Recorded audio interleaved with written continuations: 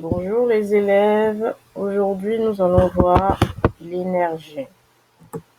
Qu'est-ce que c'est que l'énergie? L'énergie est une capacité à modifier un état ou à effectuer un travail entraînant un mouvement, de la chaleur ou de la lumière. L'énergie se présente sous plusieurs formes. On a l'énergie chimique, mécanique, thermique, rayonnante, élastique et sonore. Plusieurs ressources naturelles procurent également de l'énergie que l'on transforme en d'autres formes plus faciles à utiliser.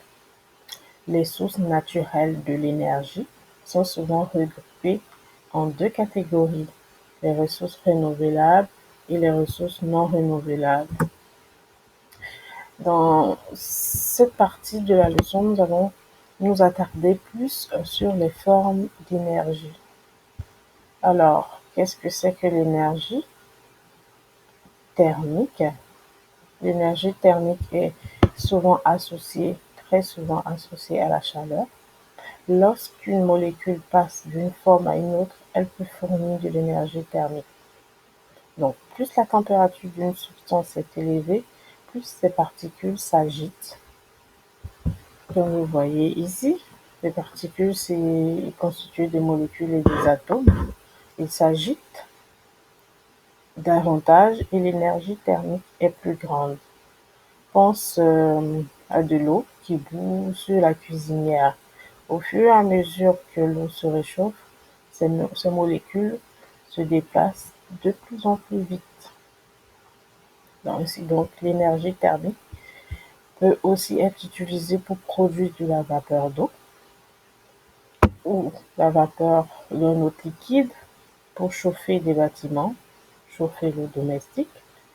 Les combustibles libèrent une grande quantité d'énergie lorsqu'ils brûlent. Nous allons voir ici quelques exemples d'objets qui utilisent l'énergie thermique.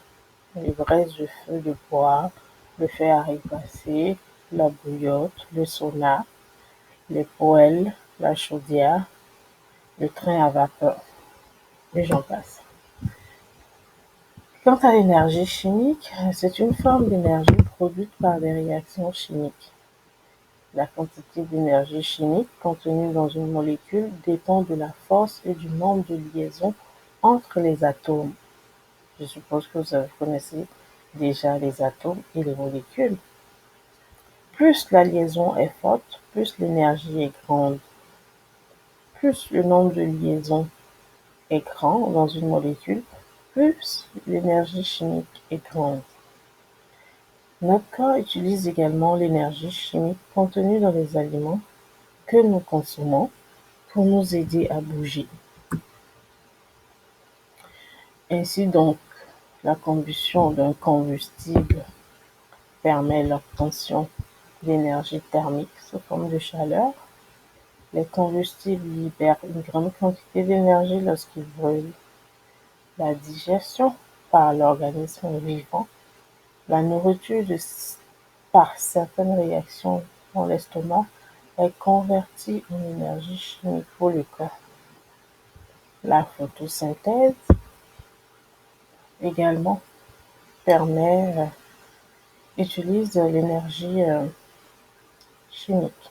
Par exemple, la plante verte obtient de l'énergie en transformant l'énergie solaire qu'elle reçoit en énergie chimique lors de la photosynthèse. L'énergie chimique est produite par des réactions chimiques dans les sources inanimées telles que l'essence, les piles. L'essence sert à faire rouler la voiture.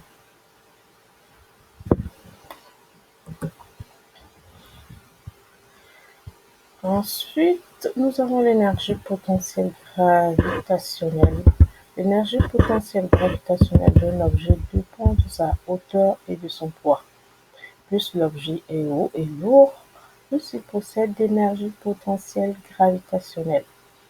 Pense à l'eau qui s'apprête à tomber d'une cascade. Plus la cascade est haute, plus l'eau a d'énergie potentielle gravitationnelle. Quand tu tiens un caillou au-dessus du sol, et là,